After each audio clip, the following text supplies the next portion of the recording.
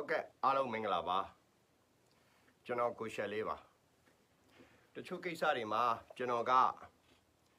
ပထမဆုံးချွတ်ချွတ်တပြောတယ်ဗျာကျွန်တော်အတွေ့အကြုံလေးတွေလည်းကျွန်တော်ပြောပြဖို့ရှိပါလေကျွန်တော်တူတုတ်ပဲပြောပါမယ်စီးရီးယားမှာ6လစစ်ဖြစ်တယ်ထွက်ပြေးသွားတဲ့လူ6လအတွင်းက graphic ကိုကျွန်တော်လေ့လာတော့သူက migration graphic မှာ2.6 တန်းနိုင်ငံသူဘေးပဝန်းကျင်နိုင်ငံ၄ခုကိုထွက်ပြေးတယ်။တေဆုံးတဲ့လူကအဲဒီစီးရီးယားမှာဖြစ်တဲ့စစ်ပေါ့ဗျာ684ယောက်ပဲရှိတယ်။စစ်ဖြစ်တာနော်။ဒုံးကြီးတွေနဲ့ပစ်တာနော်။ RPG တွေနဲ့ပစ်တာနော်။တင့်ကားတွေနဲ့ပစ်တာနော်။အပျက်စီးကတော့ဗမာပြည်ထက်ပိုများပါတယ်။တေဆုံးမှုကတော့ကျွန်တော်ပြောတဲ့684ယောက်တချို့တည်းမှာတော့688ယောက်တချို့တည်းကတော့682ယောက်ဆိုပြီးတော့ဖော်ပြ6လအတွင်းထဲမှာမြန်မာပြည်ရဲ့6လအတွင်းထဲမှာလက်နက်မဲ့ပြည်သူ innocence civilians နော်ကျွန်တော်ဆန္ဒပြတဲ့အထဲထဲမှာဆန္ဒပြရင်းနဲ့ရဲတွေနဲ့ပြစ်ခတ်ရဲတွေကနေတော့ပြန်ချိန်မှုသူတို့ကလည်းပြန်ပြစ်ခတ်ထိခိုက်တဲ့ရဲဘော်ဘက်ကရဲတွေဘက်ကလုံခြုံရေးတပ်ဖွဲ့ဘက်ကတေဆုံးတဲ့သူဒဏ်ရာရတဲ့သူကျွန်တော်ဒဏ်ရာရတဲ့သူကတော့360ကျော်ကျွန်တော်သိရတယ်တေဆုံးသွားတဲ့ရဲကတော့89ယောက်လို့ကျွန်တော်သိရတယ်ဒါကတော့အဲ့ဒီကာလကပေါ့လေဒီနောက်ပိုင်းကျွန်တော်မတွေ့ရတော့ဒါဟိုဘက်ကလုံခြုံရေး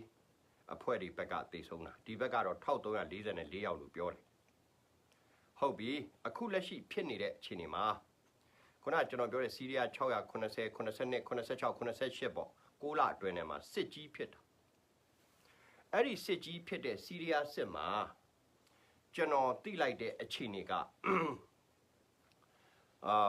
ဘယ်လိုပြောမလဲဆိုတော့နှစ်ဖက်ပေါ့လေဖြစ်ကြတာအကြီးကျယ်ပေါ့ဗျာရင်ဆိုင်တိုက်ကြတာတွေရောပေါ့အခုကဗမာပြည်မှာ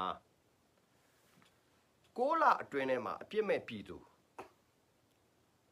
ကျွန်တော်ဟိုတနေ့ကတင်ပြတယ်1544ယောက်အခု2ရက်ထပ်တိုးတယ်ကျွန်တော်ထပ်ပေါင်းလိုက်တော့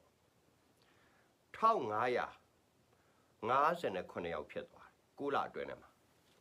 ကျွန်တော်တွေးကြည့်တယ်ပေါ့လေ6လအတွင်းထဲမှာနော်တကယ်ရင်ဆိုင်တိုက်ပွဲကြီးတွေမဖြစ်ဘဲနဲ့1500နော်50ကျော်တည်သွားရတယ်ဆိုတာလေကျွန်တော်တစ်အချက်လုံခြုံရေးတပ်ဖွဲ့တွေကိုဒါတွေမဖြစ်ခင်တလန်းမောင်းနေလို့ပါအာဖဂန်မှာကျွန်တော်တို့ကြုံခဲ့ပူပါတယ်အမေရိကန်စစ်သား900လောက်တည်ပြီးတော့မှတလန်းမောင်းစနစ်တွေနဲ့ကဘူးမြို့ကြီးတွေမဆိုးမြို့တွေကိုသူ့ဘာသာသူရင်နှေးတာတွေမြန်တာတွေနောက်ထားအရေးကြီးတာလုံခြုံရေးပဲအဲ့ဓာတွေလှုပ်လိုက်တဲ့အတွက်အသေးကံပုံခွဲမဲ့ကောင်းနေကိုတလန်းမောင်းဝင်လာတာရောထွက်ပြေးတာရောအကုန်လုံးကိုထိန်းချုပ်သွားနိုင်ကျွန်တော်တို့အဲ့ဒါကိုမတ်လတဲ့တင်ပြတယ်10မှတော့မစင်စားဘူးโอเคဒါဆိုရင်ပြည်ထောင်စုဝန်ကြီးဌာနရောမြန်မာနိုင်ငံက SP ရောကျွန်တော် data နဲ့ပြောပါမယ်ခင်ဗျားတို့ရန်ကုန်မြို့ပေါ်မှာတလန်းမောင်းမဟုတ်ဘဲနဲ့ကြားဝင်ကြားထွက်ပြစ်ခတ်သွားတဲ့တေဆုံးသွားတဲ့လူ88ယောက်ရှိတယ်ခင်ဗျားတို့ညင်းမလားမတ်လနောက်ပိုင်းမှာပြောတာနော်ကျွန်တော်တို့ပြောပြီးမှစိုက်ကယ်နဲ့ပြစ်သွားတဲ့လူ486ယောက်ကျွန်တော်တို့အသေးချာစီးရင်နေလို့ data တွေသေချာလို့နော်ပြီးတော့ပြည်တော်စုကြက်ခိုင်ရေးနဲ့ပါတီဝင်တည်သွားတာ282ယောက်ဒီထက်တိုးရင်လည်းတိုးမယ်ပြီးတော့ရဲတွေကမတရားပဲနဲ့မင်းဘူးထောင်ထဲမှာအခုလက်ရှိပြည်တော်စုကြက်ခိုင်ရေးပါတီကရှင်းနေတယောက်ကိုရိုက်ထားတာနိုင်ယူ3ချောင်းကျိုးနေတယ်နော်မင်းဘူးထောင်ထဲမှာနော် PDS ကရဲကပတ်စံယူပြီးထည့်ထားတာနော်ခင်ဗျားတို့မရှင်းတာနော်ကျွန်တော်ယောက်ျားဗျခင်ဗျားတို့ကျွန်တော်မကြိုက်ဘူးဗျကျွန်တော်အမှန်နေပြောတာဗျကျွန်တော်ပြဿနာခင်ဗျားတို့ကကိုဖျားလောင်းထင်နေတယ်ခင်ဗျားတို့အပုတ်ကောင်ကျွန်တော်လည်းအပုတ်ကောင်အချင်းချင်းမှာကျွန်တော်တို့သတင်းစကားကောင်းတွေပြောကြမယ်ဗျ မလိမ့်မညာတမ်းပြောကြမယ်ဗျာယောက်ျားဆက်ဆံပြောကြမယ်ဗျာကျွန်တော်ဒီလိုစဉ်းစားတာပြီးတော့အခြားနိုင်ငံရေးပါတီဝင်122ယောက်တည်သွားတယ်ဆိုတော့မြန်မာနိုင်ငံမှာ NLD ကိုမထောက်ခံရင်တတ်လိုက်လို့ရတယ် NLD နဲ့ပတ်သက်တဲ့နော်သူမဟုတ်ရင်လည်းတတ်လိုက်လို့ရတယ်ပြီးတဲ့အခါကျတော့အခြားနိုင်ငံရေးအတိုက်ခံပါတီဝင်တွေချင်းချောက်ခံထားရပြီးတော့ online ပေါ်မှာတင်ထားတာ800ကျော်တယ်ဗျာလူ800ကျော်ကျွန်တော်တို့88ကရဲဘော်ကိုကြီးကိုမေးကြည့်ပါကျွန်တော်နဲ့စကားပြောမှုပါတယ်တေချာဆွေးနွေးပြပါတယ်နော်ရဲဘော်ကိုကြီးတော့တတ်မယ်ဆိုပြီးစည်ရင်ထုတ်ထားတာရက်ဆက်တယ်ဗျတော်တော်ရက်ဆက်တယ်ဗျဆိုတော့ကျွန်တော်ပြည်ထောင်စုဝန်ကြီးကိုပြောတယ်ပုံစံမျိုးစုံနဲ့လည်းတည်င်းကြောက်အောင်သွားတယ်ခင်ဗျာဗျာဂယုတစမ်းမှမဆိုင်ဘူးဟုတ်ပါတယ်သူ့နေပြီးတော့လေသူလုံခြုံတာပေါ့ဗျာတိုင်းပြည်တစ်ခုမှာခင်ဗျားတို့မှတ်ထားလုံခြုံရေးရန်တရားထိခိုက်သွားပြီဆိုရင်ကြံတဲ့ရန်တရားတွေပါထိခိုက်သွားတယ်ဒါကျွန်တော်ပြောခဲ့တဲ့ philosophy တွေတကယ်မှန်တရားတွေပါခင်ဗျာတိုင်းပြည်တစ်ခုကိုထိခိုက်တဲ့ပထမဆုံးအဆင့်အလုံခြုံရေးအဲ့ဒါခင်ဗျားတို့မှတ်ထားဒုတိယက nutrition plan တိုင်းပြည်ကိုအာဟာရပြည့်ဝအောင်လုပ်ပေးရမယ် plan အဲ့ဒါအရင်ရေးကြည့်ဘယ်နိုင်ငံကမှအာမကိုပဲနဲ့ဗမာလူမျိုးတွေဗမာနိုင်ငံကထွက်တဲ့ပစ္စည်းနဲ့အာဟာရပြည့်ပြည့်ဝဝရအောင်လွယ်ကူကူနဲ့နော်အကုန်ကြတက်တာပြီးတော့ကဘာကလည်းလက်ခံမဲ့အာဟာရ nutrition တကယ် organic အစားတော့ရိုးရှင်းလေးတိုင်းပြည်လုံးကိုဘုံဘောလောဖြစ်အောင်ကျွေးလို့ရတဲ့ plan တစ်ခုကျွန်တော်ပြပါကျွန်တော်သိလို့မဟုတ်ဘူးနော်ကျွန်တော်ရောက်ခဲ့တဲ့နိုင်ငံတွေမှာအာဖရိကမှာဘုံဘောလောဖြစ်သွားတဲ့ပစ္စည်းတွေရှိဒါတွေကိုကျွန်တော်တို့ပြောပြပါကျွန်တော်ပေးခြင်းတဲ့ message ကအမေရိကန်ဒီမှာအမေရိကန်နိုင်ငံရေးဝန်ကြီး Tony Blinken okay ဒီနေ့ဒီမှာရှိတဲ့သတင်းကြီးပေါ့ဗျာဒီသတင်းကြီးမှာဘာပြောထားလဲဆိုတော့မြန်မာနိုင်ငံ vaccine ပေးမယ်ဆိုပြီးတော့မြန်မာနိုင်ငံဒီ COVID နဲ့ပတ်သက်တဲ့ vaccine တွေကိုအမေရိကန်ကူညီထောက်ပံ့မယ်ဆိုတဲ့အစီအစဉ်ကိုနည်းနည်းလေးရွှေ့လိုက်တယ်။ဘာရွှေ့လိုက်လဲဆိုတော့မြန်မာနိုင်ငံကတဲ့အစိုးရကဆေးထိုးပေးခြင်းမဆောင်ရွက်တဲ့သူကျွန်တော်တွေ့တာတော့အစိုးရထုတ်ပြန်ချက်တွေမှာရောဆောင်ရွက်နေတဲ့သူတွေမှာအဲ့လိုတော့ကျွန်တော်မတွေ့ဘူး။ဒါတော့သူတို့ကဒီလိုရေးတယ်ဆောင်ရွက်ခွင့်သူတို့ရဲ့ဆေးထိုးခွင့်မရတဲ့သူထိုင်းမြန်မာနေဇက်ကဒုက္ခသည်တွေဟုတ်ပါတယ်ဒုက္ခသည်တွေဟိုးကျွန်တော်တို့88မဖြစ်ခင်တည်းကရှိတယ်ဖြစ်ပြီးတော့လည်းရှိတယ်ဒေါ်အောင်ဆန်းစုကြည်လက်ထက်မှာလည်းရှိတယ်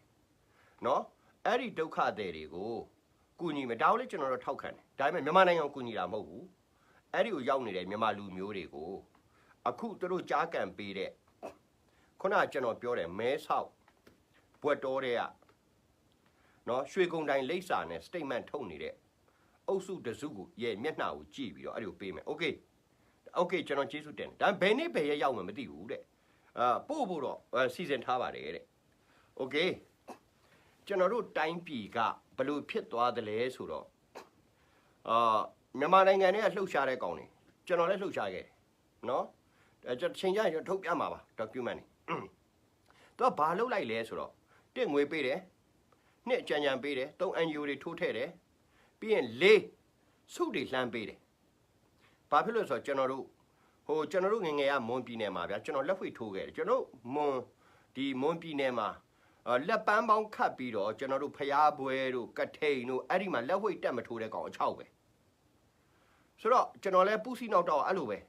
ဒါပေမဲ့ကျွန်တော်တို့လက်ဝှိတ်ပေါ်မတက်ခင်ကျွန်တော်တို့လက်ဝှိတ်ဆရာတွေပေါ့ဗျာကျွန်တော်တို့ဂါထာဂျိုးတွေလက်မောင်းမှာစီးပေးတယ်ပြီးတော့ကွန်းရတရားပဇောင်တောက်ကိုထိုးပေးတယ်ပဇောင်ကြီးဖောင်းပေါင်းနဲ့ပေါ့ဟိုကောင်ထိုးတာသွားပါကြိုးရောအမေရိကန်အဲ့လိုစုမျိုးပေးတာဗမာပြည်ကိုအမေရိကန်နေအနောက်နိုင်ငံတွေစုတွေပေးမယ်ဆိုလိုချင်တာကပေါ့စီချင်လို့ကြောင်ဆေးထိုးပေးတာလေးသွားလိမ့်မယ်နော်အဲ့ဒီစုရတဲ့ကောင်တွေဘာမှမလုပ်ပေးခဲ့ဘူးတိုင်းပြည်ကိုဘာမှမလုပ်နိုင်ကျွန်တော်သိတယ်အားလုံးအခုလာအောင်မဲ့စုတွေတန်းစီနေပြီ ဘယ်သူပေးမယ်အဲ့ဒါမှအဲ့ကျွန်တော်မြင်တယ်ဘာလို့တိုင်းပြည်ကိုပို့ပြီးတော့ဟာငါတို့လည်းလုပ်ရင်စုရမယ်ပေါ့မြန်မာနိုင်ငံမှာရောဘတ်ဆန်းအောင်ရှိနေကျွန်တော်အနောက်ကကြားကန်ပေးတယ်စုယောဂယူသွားတယ်ဒါခင်ဗျားတို့ကျွန်တော်ပွင့်လင်းပြောတာကျွန်တော်မညာတတ်ဘူးစုရမလားဆိုပြီးတော့ပဲလှုပ်တော့တယ်ကျန်တာမလှုပ်တော့ဥထွက်ပြီးတယ်ဘယ်ရောက်သွားမှတော့မသိဘူးအမေရိကန်ရောက်နေပြီလို့ပြောတယ်ဆိုတော့ကျွန်တော်မသိကျွန်တော်လည်းမဆက်တော့ဘူးဘာလို့သူတို့တိုင်းပြည်တစ်ခုကိုအုပ်ချုပ်ရင်လေကျွန်တော်ဗိုလ်ချုပ်မှုကြီးမင်းအောင်လှိုင်ကိုရောကျွန်တော်ဘာမှဒီသူ့အုပ်ချုပ်ရေးစနစ်နဲ့ပတ်သက်ပြီးတော့ရှေ့ဘာဆက်လာဖြစ်လာမလဲဆိုတော့ကျွန်တော်မြင်နေတယ်ဆိုတော့ကျွန်တော်စနစ်တကျမြင်တာနော်ဟုတ်ရန်တမ်းပြီးခါမှန်းသုံးသက်တာမဟုတ်မြန်မာနိုင်ငံကိုကျွန်တော်မြင်တဲ့ပုံစံကကျွန်တော်တို့ကုန်းပေါင်လက်ထက်မင်းဆက်17ဆက်ရှိတယ်ကုန်းပေါင်မင်းထက်ဒီမင်းဆက်ပေါင်း17ဆက်ကတီဘောမင်းမှာဆုံးသွားတယ်အဲ့ဒီမင်းတွေအားလုံးကဧကရစ်တွေတိုင်းပြည်ခေါင်းဆောင်ကြီးတွေ national leader တွေပြည်သူခေါင်းဆောင်ကြီးတွေလူထုခေါင်းဆောင်ကြီးတွေဆိုပြီးတော့တက်လာဒါပေမဲ့မပြီးဘူးဗျာသူတို့ပြီးတော့တခါပြောတဲ့ဘိုးအောင်ဆန်းနော်တခင်အောင်ဆန်းလူထုခေါင်းဆောင်ဆိုပြီးတက်လာပြီးတဲ့အခါကျတော့လောက်ကြံခံရပြီးတော့တခါဥနုလူထုခေါင်းဆောင်ဖျားလောင်းသူ့ထက်ကြီးတဲ့လူတွေပါသူ့လက်အုပ်ချီးပြီးတော့ရှစ်ခိုးကြဒါကျွန်တော်အမှန်တိုင်းပြောတာသူလည်းခွမ်းသွားတယ်တခါဥနေဝင်တက်တယ်ပထမ6နှစ်လောက်ကတော့အခုလိုပဲမိကုံရမ်းကုန်ပဲဆိုတော့ကန့်ကွက်တာပေါ့တိုက်ခိုက်တာအခုလိုပေါ့အပြစ်မဲ့ပြည်သူတွေကို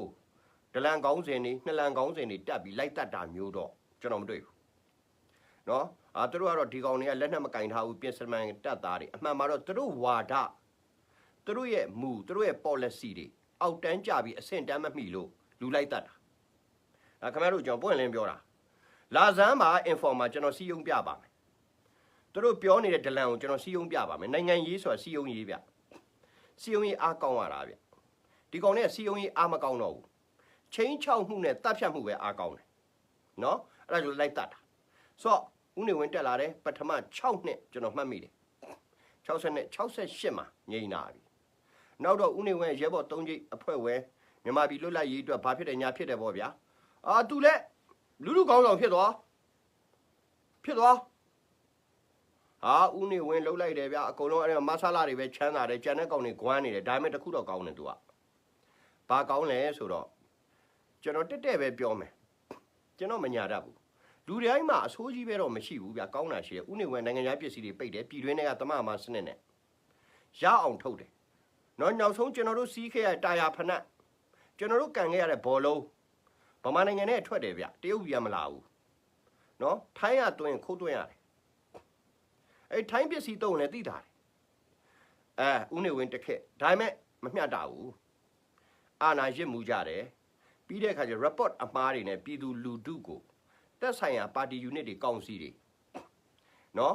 အဖားအမြောက်တွေနဲ့အုပ်ချုပ်ကြတယ်ဒါကိုကျွန်တော်တို့ចောင်းသားတွေတော်လှန်လိုက်ကြတယ်ဟောတက်လာတယ်ဗျာဒေါ်အောင်ဆန်းစုကြည်လူထုကောင်းဆောင်ဟုတ်ကဲ့ကျေးဇူးတင်ပါတယ်ဘာဖြစ်လို့လဲဆိုတော့လူတွေကအမှားတွေကိုဖြတ်တန်းပြီးတော့မှအမှန်တစ်ခုကိုရတဲ့အခြေအနေတစ်ခုကျွန်တော်ရခဲ့တာဆိုတော့ तू ခေါင်းဆောင်ဖြစ်လာတယ် तू အာဏာရလာတယ်ကျွန်တော်တို့88တွေကို10ပိုင်းလောက် तू ပိုင်းပလိုက်တယ်တိုင်းရင်းသားအဖွဲ့အစည်းတွေအားလုံးအပိုင်းတွေခွဲထုတ်ပလိုက်တယ်နော် तू နဲ့လာတွေ့ရင်တက်မတ်စကားတစ်လုံးမှမပြောတော့ဘူးတိုင်းပြည်ထဲမှာကိုးကွယ်နေတဲ့နော်ဗုဒ္ဓဘာသာပဲဖြစ်ခရစ်ယာန်ဘာသာဖြစ်အစ္စလာမ်ဘာသာဖြစ်အကုန်လုံးကွဲကုန်တယ်အယူဆတွေကုန်ကွဲတယ်စီလုံးညီညွတ်မှုတွေကွဲသွားတယ်တိုင်းပြည်ပေါ်ကိုချစ်မြတ်နှိုးရမယ့်စိတ်တွေကွဲသွားတယ်ကျွန်တော်ဘယ်ဘာသာမှကျွန်တော်ထိခိုက်ပြောတာမဟုတ်ဘူးနော်စစ်တွေဖြစ်တယ်နော်လူမှုရေးပြိပခါတွေဖြစ်တယ်အကြီးအကျယ်ဖြစ်ကြတယ်နောက်ဆုံးတော့ကျွန်တော်ပွန့်ပွန့်လင်းလင်းပြောလိုက်တော့မယ်မြမအနာဂတ်မှာလူထုခေါင်းဆောင်ဆိုတာမရှိတော့ဘူးဗျအခုဖြစ်လာမဲ့မြမနိုင်ငံရေးဟာပူးပေါင်းဆောင်ရွက်သောခေါင်းဆောင်စနစ်တစ်ခုကိုသွားရလိမ့်မယ်ခင်ဗျားတို့တတ်တိုက်တေးတေးကြည်ကြည်နော်ကြိုက်တဲ့ဘက်ကကြိုက်တယ်လို့တိုင်းပြည်ကိုပြန်လဲတဲ့မှတ်ဖို့အတွက်ဗိုလ်ချုပ်မှုကြီးမင်းအောင်လှိုင်ရဲ့အာဏာစက်တစ်ခုတည်းနဲ့မရတော့ခင်ဗျားတို့မြင်နေတာနေပြည်တော်ရန်ကုန်မန္တလေးလောက်မမြင်နဲ့တိုင်းနယ်ပြည်နယ်14ခုရှိတယ်အဲ့ဒီကထွက်လာရမယ်လူထုခေါင်းဆောင်ဆိုတာမရှိတော့ဘူးပ ပူးပေါင်းဆောင်ရွက်မယ်နော်ဒေတာအတီးတီးအစိတ်ပိုင်းအတီးတီးရဲ့ခေါင်းဆောင်ပဲကျွန်တော်တို့တိုင်းပြည်ကိုပထမဆုံးစိတ်ဓာတ်တွေပြတ်ပြားသွားပြီတိုင်းပြည်တစ်ခုရဲ့နှိမ့်ချခြင်းကနံပါတ်1မိမိကိုယ်ွယ်ယုံကြည်တဲ့ဘာသာပေါ်မှာအလေးမထားခြင်းကြောင့်နှိမ့်ချတာရဲ့ပညာရေးနှိမ့်ချတာအဲ့ဒီကနေစမိမိကိုယ်ွယ်ယုံကြည်တဲ့ဘာသာအစ္စလမ်ဆိုလဲအစ္စလမ်တရားတော်နဲ့အညီလုပ်ပါခရစ်ယာန်တရားတော်နဲ့အညီလုပ်ကြကြည့်ပါဗုဒ္ဓဘာသာလည်းဒီတိုင်းပဲကိုတရားတော်နဲ့အညီကိုလုပ်ကြည့်နောက်ဆုံးတော့ချစ်ကြည်ရင်းနှီးခြင်းမေတ္တာထားခြင်းကိုညီရိုင်းပန်းခြင်းတွေချင်းကပ်သွားပါလိမ့်မယ်နော်ဆိုတော့ဘာသာတိုင်းမှာတော့အထာကထာဆရာတွေအများကြီးနော်နည်းနည်းကိုအများကြီးချဲ့ရေးတယ်ပေါ့ဗျာအများကြီးချဲ့ရေးတဲ့အခါကျတော့သူတို့ရဲ့အချဲ့ထဲမှာပါသွားပြီးအဲ့မှာကွဲသွားတာတွေအများကြီးရှိပါဒါကိုလည်းကျွန်တော်ဘယ်ဘာသာမှထိခိုက်ပြီးပြောတာမဟုတ်ပါဘူးမိမိကိုးကွယ်နေတဲ့ဘာသာမှာဘယ်လောက်ချဲ့ထားတယ်လဲဘယ်ဒါ reality ဖြစ်လဲဆိုတာကိုတကယ်ဘာသာရေးနားလည်တဲ့သူတွေကိုမေးကြည့်ပါဒါကတော့မဖြစ်အပ်အောင်ရေးထားတာတွေလည်းရှိတာတွေတွေ့တယ်ပြဋ္ဌာန်းချက်တွေလည်းတွေ့တယ်ဘလို့ပဲပြောတိုင်းပြည်တစ်ခုကိုကျွန်တော်တို့တူးတဲ့ထူထောင်လို့မရတော့ဘူးလူထုကောင်းဆောင်ဆိုတဲ့ဘယင်လိုဧကရစ်လိုကောင်းနေလည်းမရတော့ဘူးเนาะအဲ့ဒါကြီးကြဆုံးသွားတဲ့အတွက်အခုအရေးခင်းကြီးကခင်ဗျားတို့ကြုံတွေ့နေရတဲ့ပြဿနာကြီးခင်ဗျားတို့ရလိုက်တဲ့အမြတ်ပဲဒေါ်အောင်ဆန်းစုကြည်အတွက်အမေရိကန်အယူထနေတယ်လို့ဦးတိုနီဘလန်ကင်တို့ယူနေတယ်လို့ပေါ့ဗျာနောက်တစ်ချိန်အာဏာမရှိတော့ဘူးခင်ဗျားတို့ယုံလိုက်ခင်ဗျားတို့ယုံကျွန်တော်အကောင်းပြောတာဘာလို့အမေရိကန်စိတ်ကူးရင်တိုင်းဗမာကလိုက်တရုတ်ဖို့ပေးရမယ်တိုင်းပြည်တစ်ခုမဟုတ်ဘူးဆိုတာကိုလေနော်ဗမာလူမျိုးတွေဟာအမေရိကန်အကူအညီရနေရင်တောင်မှတစ်ချိန်ကြရင်အဲ့ဒီစိတ်ရှိတယ်အဲ့ဒါခင်ဗျားတို့ယုံထားလိုက်တလားဆိုတော့ပေးခြင်းတဲ့ message ကဘာလဲဆိုတော့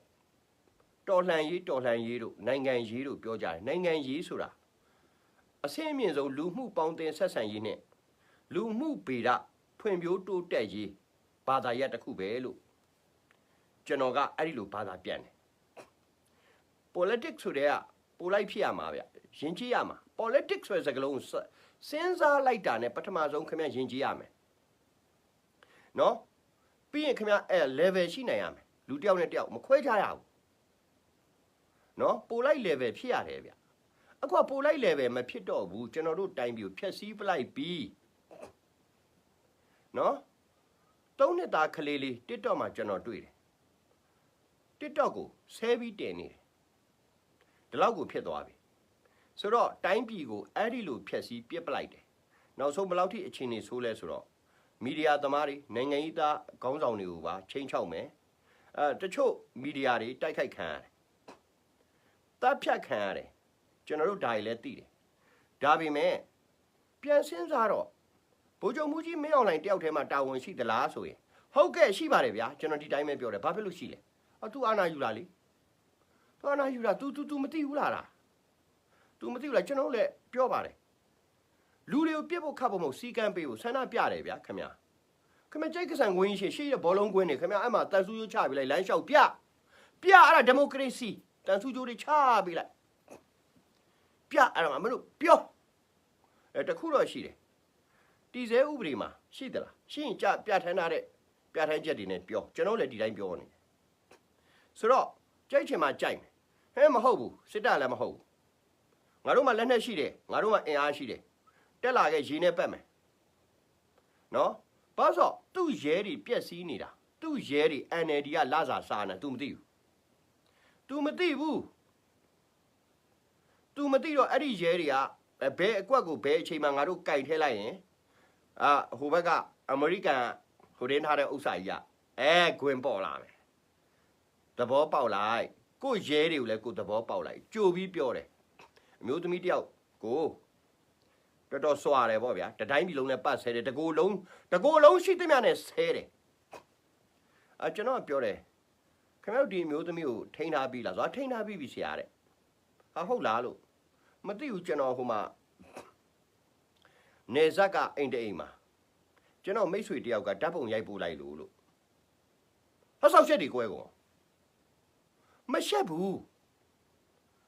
လိန်ရတော့မယ်ဆိုရင်တွေ့သမျှကိုတွေ့တဲ့ဗဇက်နဲ့လိန်တာဗျာ ကျွန်တော်ပြောတာကျွန်တော်မကြိုက်ဘူးဒါဥခင်ကြီးသိတယ်ကျွန်တော်အမှန်ပြောတာနော်ကျွန်တော်အမှန်နေကြီးပဲပြောတယ်ကျွန်တော်ကညာမပြောဘူးကျွန်တော်တိုင်းပြည်အတွက်ပြောတာတက်လား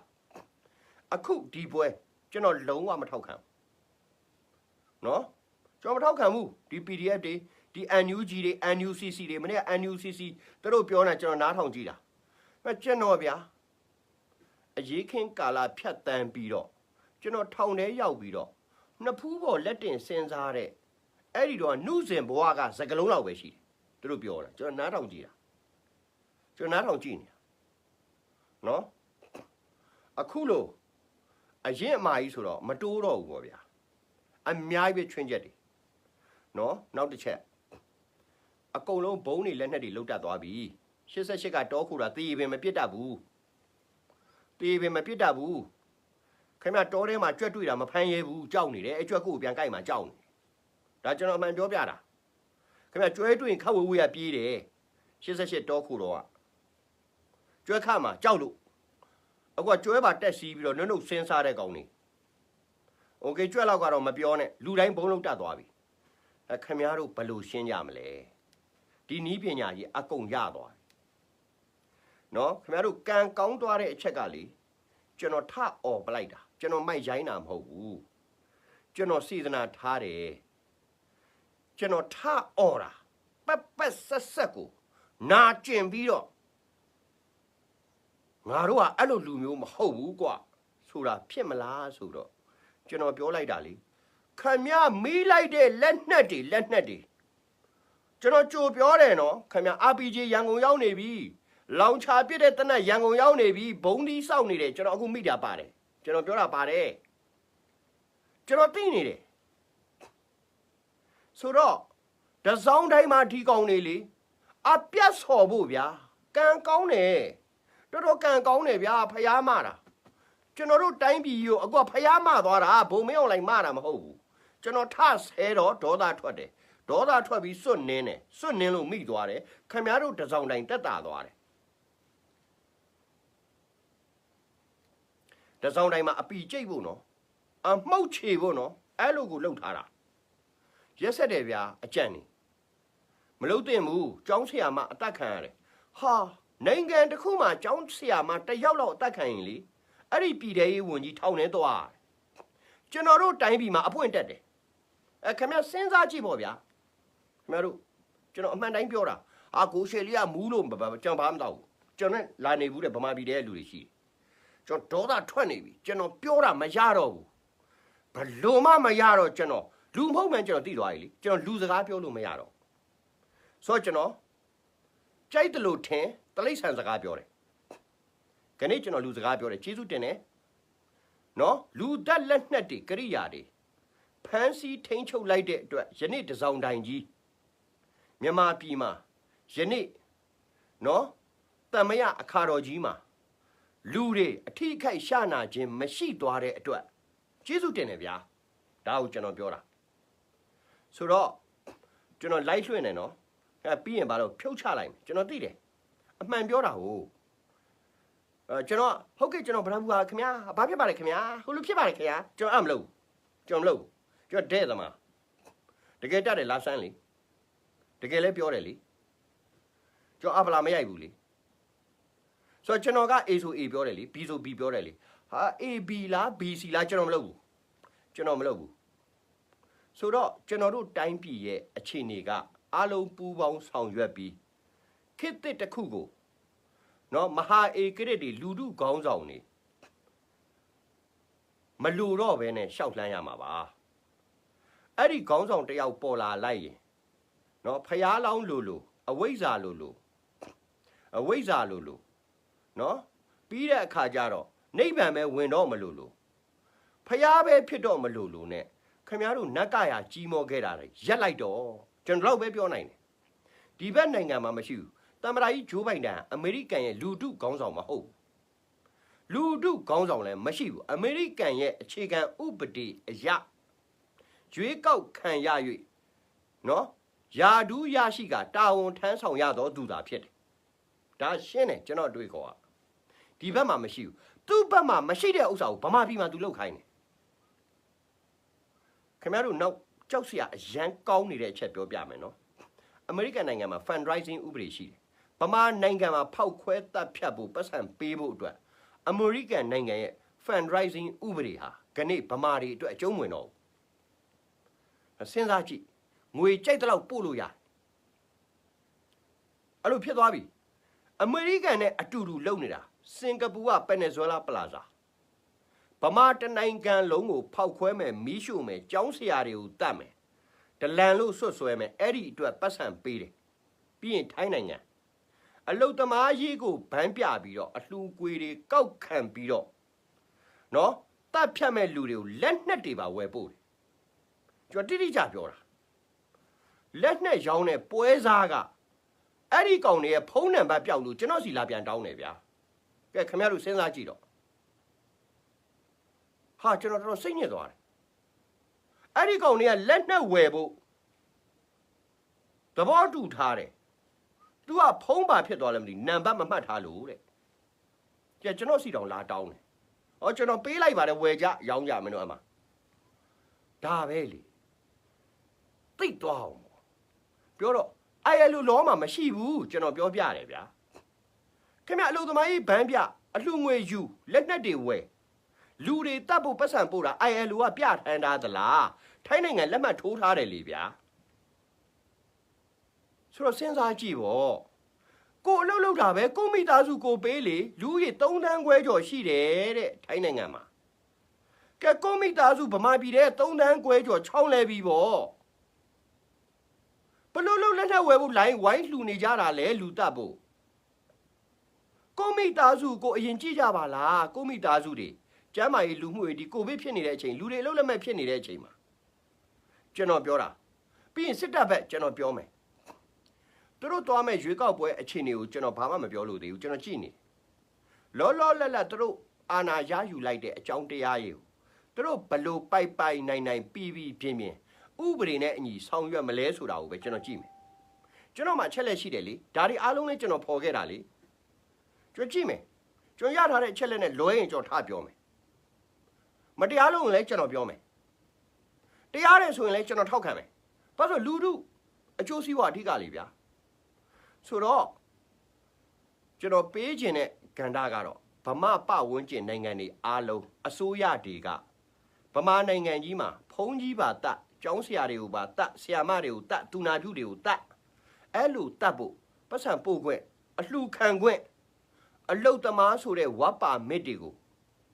ရှေ့ကကာထားပြီးတော့ ILO လောတွေကိုချိုးဖောက်ပြီးတော့ခွင့်ပြုထားတာကိုကကျွန်တော်ဘိုးမင်းအောင်လှိုင်တို့ကိုကျွန်တော်မပြောလို့တော့ဘူးကျွန်တော်တို့တိုင်းသူပြည်သားအားလုံးရဲ့လုံခြုံရေးဘဝအနာဂတ်ဒါတွေပျက်စီးအောင်လုပ်နေကြတယ်လို့ပဲကျွန်တော်ပြောနိုင်တယ်။သွားကြည့်လိုက်ထိုင်းနိုင်ငံမှာမလှူတဲ့ကောင်ဒလန်နော်ခင်ဗျစင်ကာပူမှာသွားကြည့်လိုက်အဲ့လိုအခြေအနေဆိုအမေရိကမှာလာကြည့်ခင်ဗျအင်္ဂလန်မှာသွားကြည့်အဲ့လိုကိုလောက်တာပတ်စံတရားဝင်ပို့လို့ရတယ်ဗျာခင်ဗျကျွန်တော်တို့မရဘူးကျွန်တော်တို့ဘဏ်အကောင့်တွေအကုန်လုံးအစိုးရကြည့်နေဒေါ်လာ900ပို့သွားလို့မရဘူးဗလာင်းဝင်လာလို့လည်းမရဘူးဗလာင်းထုတ်ပေးလိုက်လို့လည်းမရဘူးဒါပေမဲ့သူတို့အတွက်ရတယ်ဆိုတဲ့ကခင်ဗျားတို့တိုင်းပြည်ကိုစိတ်စေတနာကောင်းတဲ့ဒီအစိုးရတွေလုပ်နေသလားတွေးကြည့်ပေါ့နော်ကျွန်တော်တို့စကားပြောရင်တော့အရန်ကြက်တယ်စာရေးကျွန်တော်နုနုညံ့ရေးတတ်တယ်ကျွန်တော်အင်္ဂလိပ်ဆိုလည်းကောင်းကောင်းနုနုညံ့ကျွန်တော်ရေးတတ်တယ်ကျွန်တော်ပေးခြင်းတဲ့ message ကသတိထားပါတစောင်းတိုင်းကြီးမှာကင်းလွတ်သွားတဲ့အတွက်ကျွန်တော်ဝမ်းသာကျွန်တော်ထဆဲပြီးနောက်တရက်နှစ်ရက်မှာဖြစ်တာပဲကျွန်တော်လည်းမခံနိုင်တော့ဘူးဗျာ6လမှာလူ1600လောက်အပြစ်မဲ့ပြည်သူတွေတေးတာပြည်ထဲရေးဝန်ကြီးကအဲ့အစားမပြတ်ဘူးခင်ဗျာလေ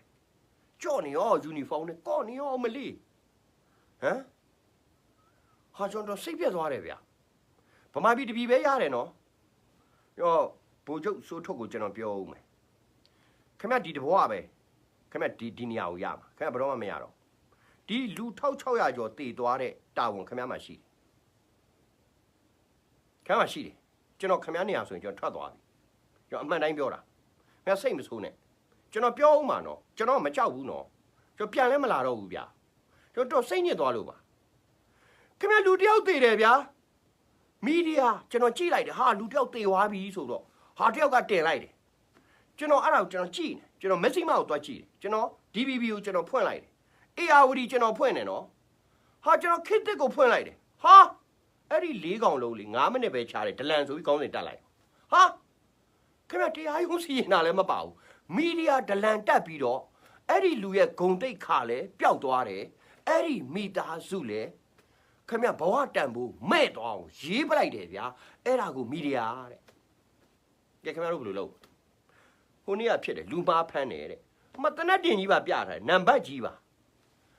ခင်ဗျတို့စဉ်းစားကြည့်ပြီးတော့ကလေးလေးကိုတဲ့ဓမ္မကျွန်တော်ခင်ဗျတို့ကိုပြမယ်ဒါအရင်ရေးကြည့်လာလို့ဓမ္မဒါနိုင်ငံသားသတင်းစာမှာပါလာကလေးလေးကိုနော်ဓမ္မပြည့်နေတဲ့ဥစ္စာဓမ္မအနီဆက်လေးနဲ့နော်အဲ့ဒီအနီဆက်လေးနဲ့ကလေးလေးကိုပြည့်နေတာအဲ့ဒါကိုကလေးလေးကိုရှောင်ပြစ်တယ်အတွဲလိုက်ပြစ်တာကိုကလေးလေးကိုရှောင်ပြီးပြစ်တယ်လို့ရေးရဲတဲ့အုံနှောက်နဲ့နှလုံးသားနဲ့လူတွေဟာခဏဗမာနိုင်ငံရဲ့အတိုက်ခံမီဒီယာတဲ့ဗျာအံ့ဩတယ်ခင်ဗျားတို့လူရုပ်မာတွေအားလုံးခင်ဗျာငရဲမင်းလက်မှတ်ရထားတဲ့ကောင်တွေအားလုံးဟာခင်ဗျာငရဲရည်နဲ့ခင်ဗျားတို့စာရေးနေကြတာကျွန်တော်ကခင်ဗျားဒလန်နေနှစ်လန်နေကျွန်တော်မသိဘူးခင်ဗျားတို့ရာဇဝတ်မှုကျူးလွန်တယ်ပဲကျွန်တော်သိတယ်နော်တမ်းမတော်လည်းကျွန်တော်တို့ကပြောတယ်ကုတ်တော့ကွန်တက်ကိုလုပ်ပါပေးထားတဲ့ဥပဒေဘောင်တွေကိုလုပ်ပါစနစ်တကျစီမံပါတခုမှမစီမံဘူးရန်ကုန်မြို့မှာတလန်းပေါင်းမလုပ်ပဲပြစ်တက်ခံလိုက်ရတာခုနကကျွန်တော်ရွတ်ပြပြီးပြီစိုက်ကယ်နဲ့ပြစ်တက်သွားတာကျွန်တော်ရွတ်ပြပြီးပြီနော်အခုစိုက်ကယ်စီးတဲ့ဥပဒေဘာညာထုတ်လိုက်တယ် sorry ပဲခုနကတည်းဟိုမှာစီးနေတယ်နော်တနတ်တွေနဲ့အာဖဂန်နစ္စတန်လိုပဲကျွန်တော်တွေးလိုက်တာစီးနေတယ်နယ်ဘက်တွေမှာအခါတော့ဘယ်လိုလုပ်မလဲဆိုတော့ကျွန်တော်တို့88တုန်းကစကလုံးတစ်လုံးရှယ်ဥပဒေကဲ့သို့အာဏာတည်စေရမယ်သူကဥပဒေနဲ့အာဏာသိမ်းပြီးအာဏာမတည်ဘူးဖြစ်နေတယ်ဟိုကဥပဒေနဲ့သိမ်းတာမဟုတ်ဘူးနော်ဗိုလ်ချုပ်ကြီးစောမောင်တို့တက်လာတာဥပဒေမပါဘူးသူတို့ထုတ်တဲ့ဥစ္စာဟာဥပဒေကဲ့သို့နော်အာဏာတည်စေရမယ်ပဲသူတို့ကပြောတာအခုကဥပဒေနဲ့အာဏာသိမ်းပြီးအာဏာမတည်ဘူးဖြစ်နေဒါကိုကျွန်တော်ပြောပြတာပါဆိုတော့အကြံပေးတွေစကားနားထောင်တဲ့တချို့ကိစ္စတွေတချို့တန်တမန်ကိစ္စတွေမှာပလေးတဲ့ကိစ္စလေးတွေရှိတယ်ကျွန်တော်အာရခမီဒီယာမှာအပိုင်း8ပြောပါလိမ့်မယ်ကျွန်တော်တရုတ်ဒီဗမာပြည်ကိုဖိတ်မဲ့တရုတ်အာဆီယံခေါင်းဆောင်ကြီးများရဲ့ပွဲကျွန်တော်စောင့်နေတာကျွန်တော်တက်တည်ထောက်ထားနေပြောပါမယ်နော်မဖြစ်ခင်လေးကျွန်တော်ပြောပါမယ်အရင်အာဆီယံအစည်းအဝေးလေးလိုပဲမဖြစ်ခင်ကျွန်တော်ပြောပါတယ် UN အစည်းအဝေးလည်းမဖြစ်ခင်ကျွန်တော်ပြောပါတယ်ကျွန်တော်အသေးချာလေ့လာနေပါတယ်ဆိုတော့ကျွန်တော်ပေးခြင်းတဲ့ message ကတချို့နိုင်ငံရေး play တဲ့ diplomatic movement တွေမှာနည်းနည်းလေးအဆင်ပြေလာတာတွေ့တယ်ဒါပေမဲ့ smart ဖြစ်သေးဘူးတစ်ချက်ပေါ့လေနောက်နှစ်ချက်ကျွန်တော်ပြောနိုင်တာကခမည်းတော်ဘေးနာကလူတယောက်တည်းစကားကိုခမည်းတော်မယုံနဲ့အထူးသဖြင့်ဗိုလ်ချုပ်မှုကြီးမင်းအောင်လှိုင်တတိုင်းပြည်လုံးကတရားစွဲမှာကိုလည်းခမည်းတယောက်တည်းပဲခမည်းယုံ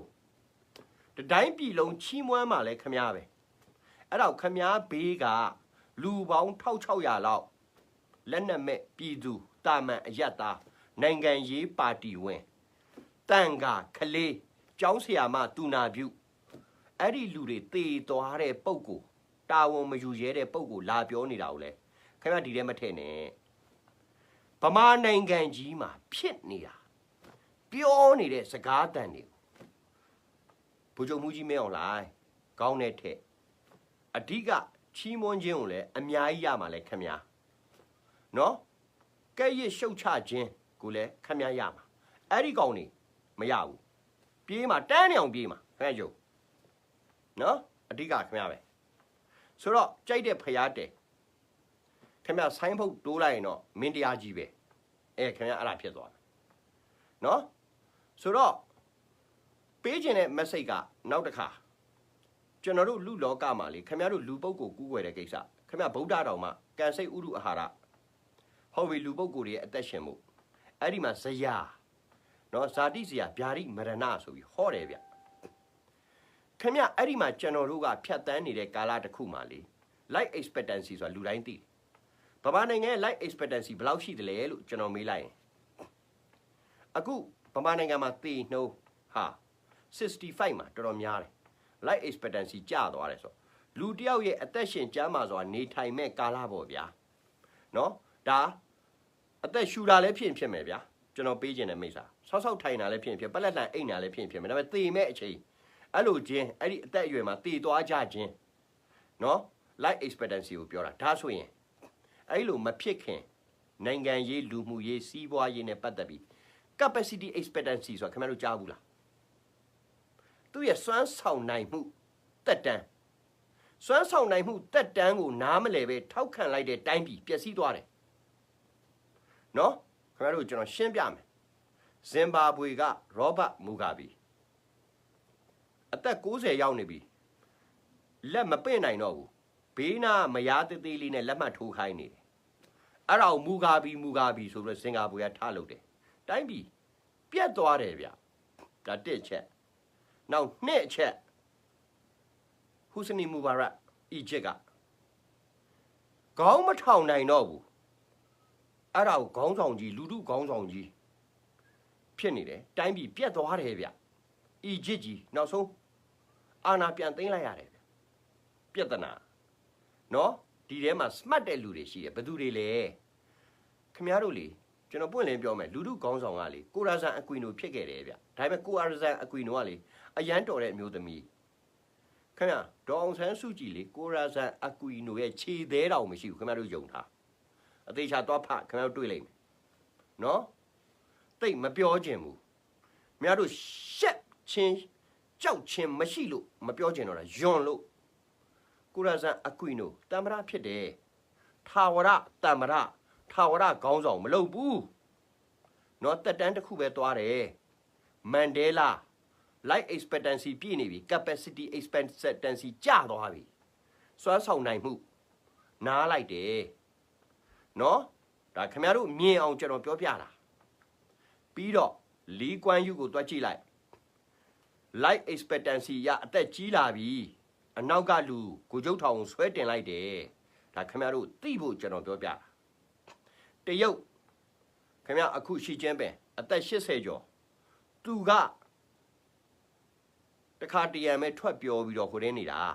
တကယ်တရုတ်ပြည်ကိုလုံနေတာပေါ်လစ်ဗျူရိုနော်အဲ့လိုရှိရင်တော့ကျွန်တော်မပြောတတ်ဘူး NLD ပေါ်လစ်ဗျူရိုအကြောင်းတော့မပြောနဲ့တော့တခိုးကြီးပဲဘဲကောင်ခိုးလဲစရင်တောင်ကျွန်တော်ပေးပါမယ်နော်ကျွန်တော်ရှင်ကျွန်တော်ခိုးလဲမခိုးတာဘူးဗျာစားလဲမစားတာဘူးဗျာဆိုတော့ကျွန်တော်ပြောတယ်ဗျာဒါကြောင့်ဆိုတော့ဒေါအောင်ဆန်းစုကြည်အသက်86နှစ်ဗျာခင်ဗျားတို့နောက်တစ်ချိန်ခင်ဗျားတို့ယူလို့မျှော်နေတာမယူနဲ့တော့ life expectancy ရောက်သွားပြီ capacity expectancy ကျသွားပြီစွမ်းဆောင်နိုင်မှုစွမ်းရည်ကျသွားပြီဒါကြောင့်လူမှုဝတ္တရားနိုင်ငံရေးဝတ္တရားစစ်ရေးဝတ္တရားဒီကိုဆောင်ရွက်တဲ့နေရာမှာခင်ဗျားတို့ capacity expectancy ကိုလည်းထည့်တွက်ရတယ် capacity expectancy ကအသက်60ဟိုဘက်ဆိုရင်ကျသွားတယ်လူကတော့မသေးသေးဘူးစွမ်းဆောင်နိုင်မှုကျသွားတာဒါဗုဒ္ဓမှာဇရာလေဗျာဗျာဒိလေဗျာနောက်ဆုံးတည်သွားတယ်မရဏလေဗျာဒီသစ္စာတရားဘယ်နေရာမှားလို့လဲခင်ဗျားတို့ပြောကြည့်လေနော်ဇာတိရှိတယ်โอเคဇာတိရှိဇရာရှိလာတယ်အဲ့ဒီဇရာမှာခုနကပြောတဲ့ capacity တွေပါလာတယ် expectancy တွေပါလာတယ် capacity ဆိုတဲ့စွမ်းဆောင်နိုင်မှု expectancy ဆိုတဲ့နော်သတ်မှတ်ထားတဲ့ကာလမျောလင့်ချက်ထားတဲ့ကာလတစ်ခုရဲ့နှုံထားအဲ့ဒီခုနစွမ်းဆောင်နိုင်မှုနဲ့သတ်မှတ်ထားတဲ့ကာလနှုံထားထပ်တူမကြဘူးဘာလို့ဇရာထောင်းပြီလေဇရာထောင်းရင်ဝေဒနာပေါင်းလာတယ်လေဗျာဒိလေဗျာဆိုတော့အသက်86အဖွားကြီးကိုအာနာပြန်ရဖို့လူလိုက်တတ်တာတော့များတယ်ဗျာဟိုတစ်ဖက်ကလည်းအဲ့တတ်နေတဲ့လူတွေတတ်ပြီးမှလိုက်ဖမ်းတယ်တေကြတဲ့လုံခြုံရေးအစီအမံတွေမလုံနိုင်တဲ့ကိစ္စလည်းမှားတယ်ဗျာဒါကိုကျွန်တော်ပြောတာဒါကြောင့်မြန်မာခေါင်းဆောင်လည်းမရှိတော့ဘူး national leader လာမလုံနဲ့တော့ national leader လို့တာပေါ်ကြည့်ခင်ဗျာကျွန်တော်ပွင့်လင်းပြောမယ်ကျွန်တော်အမှုတ်ထောင်းမယ်အဲ့ဒီ leader ခင်ဗျားတို့ပူးပေါင်းဆောင်ရွက်တော့ခေါင်းဆောင်မယ်တိုင်းပြည်ကိုပြုပြင်လို့ရတော့တိုင်းသားတွေပါမယ်နော်ဟိုတဲ့မြန်မာလည်းပါမယ်တတိပညာရှင်တွေလည်းပါမယ် အဲ့လိုပူးပေါင်းဆောင်ရွက်တဲ့စနစ်တစ်ခုလောက်တက်တန်းတစ်ခုလောက်ခင်ဗျားတို့တွားကြည့်လိုက်ခင်ဗျားတို့အရသာတွေ့သွားလိမ့်မယ်အခုကလက်အုပ်ပဲချီရတော့မလို့လို့ဦးပဲကုန်းချရတော့မလို့လို့ဖျားလည်းမဟုတ်ဘာကောင်နေမှန်းလည်းမသိဘူးဘာကောင်မတွေမှန်းလည်းမသိပဲနဲ့ကျွန်တော်တို့တိုင်းပြည်ကထိုင်ကိုးကွယ်ပြီးတော့လုံခြုံမှုကင်းမဲ့ပြီးထမင်းငါရတဲ့တိုင်းပြည်ဗျကျွန်တော်တဏ္ဍတရားကိုပြောတာနော်ရန်ကုန်တမြို့တည်းပြောတာမဟုတ်ဘူးနော်မြန်မာတနိုင်ငံလုံးတော့တိုင်းနဲ့ပြည်နယ်14ခုလှဲနေလှေအောက်မြင်းဆောင်မကြံအတွက်ပြောတာနော်ကျွန်တော်ဒါကိုပြောတာကျွန်တော်လည်းမကိုးကွယ်နဲ့ကျွန်တော်လည်းမကိုးကွယ်ဘူးကျွန်တော်ကဗုဒ္ဓံတရဏနဲ့ဓမ္မံတရဏနဲ့တန်ခံတရဏဒီ3ခုကိုကိုးကွယ်တယ်ကျန်တာကျွန်တော်မကိုးကွယ်ဘူးဆရာကိုကျွန်တော်ယိုသေးတယ်လေးစားတယ်ကျွန်တော်ဂုဏောထားတယ်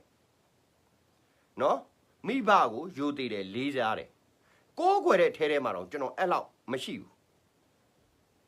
ကျွန်တော်ပွင့်လင်းပြောကျွန်တော်မိဘမေတ္တာကိုကျွန်တော်မစော်ကားဘူးဒါပေမဲ့ခုနဗုဒ္ဓံဓမ္မံတန်ခံကိုတော့ကျွန်တော်ကိုးကွယ်တယ်တန်ခါတွေအသက်ခံရတာအကြောင်းကျွန်တော်တို့ဘလူးကျွန်းမှာဟုတ်ပါတယ်အရေးနင်းလို့မရပါဘူးအဲ့မှာတကောင်ရေးတာတွေ့ပါတယ်ဒါပေမဲ့ tradition လေအယူဆလေအရေးကတော့ဘယ်သူမှသွားနင်းလို့မရဘူးကိုရောက်တာနဲ့အဲ့ဒီရိတ်ကိုပေါ်ရောက်နေတာ哦အရေး6တောင်းနဲ့မှတက်နင်းလို့မရတယ်ကျွန်တော်သိတာပေါ့ဒါပေမဲ့အဲ့ဒီအယူဆကိုကျွန်တော်ရေးတာတလားအဲ့မှာငှက်ဆုပ်ငှက်ပြငှက်နာနော်အဲ့ဒီမှာသုံးမရတဲ့ငှက်ခွေးဝဲစားတေလီကြဘိုးအောက်တန်းစားငှက်အဲ့လာလာကြိုက်ရေးကျွန်တော်ဘာမှပြောကြည့်နေတယ်ဆိုတော့ပေးခြင်းတဲ့ message ကခင်ဗျားတို့ပုတ်ကိုရေးကိုးကွယ်ရမယ်ခေါင်းဆောင်ဆိုအကုန်တော်လှန်ကျွန်တော်ပွင့်လင်းပြောတာကျွန်တော်စိတ်မဆိုးနဲ့ပူးပေါင်းဆောင်ရွက်ခွင့်ရှိမဲ့ခေါင်းဆောင်ဆိုရင်အကုန်ထောက်ခံအဲ့ဒါခင်ဗျားတို့အရသာတွေ့သွားလိမ့်မယ်လို့ကျွန်တော်ပြောရင်းနဲ့မြမနိုင်ငံရေးစနစ်တစ်ခုကိုပုတ်ကိုရေးကိုတော်လှန်ပြီးပူးပေါင်းဆောင်ရွက်ရေးတို့ခြိတက်ကြပါစို့လားခင်ဗျားလို့ပြောရင်းနဲ့ဒီ live ကိုကျွန်တော်ယိုသေးခြင်းလေးစားခြင်းကျွန်တော်တိုင်းသူပြည်သားများကိုချစ်ခင်မြတ်နှိုးခြင်းနဲ့ကျွန်တော်ဓမ္မရက်လိုက်ပြရစီဗျာပြီးရင်ကျွန်တော်ကိုဖြုတ်ချလိုက်မှာမို့လို့ကျွန်တော်တင်ကြည့်မယ်ဗျာဆေးကြည့်မယ်ဗျာ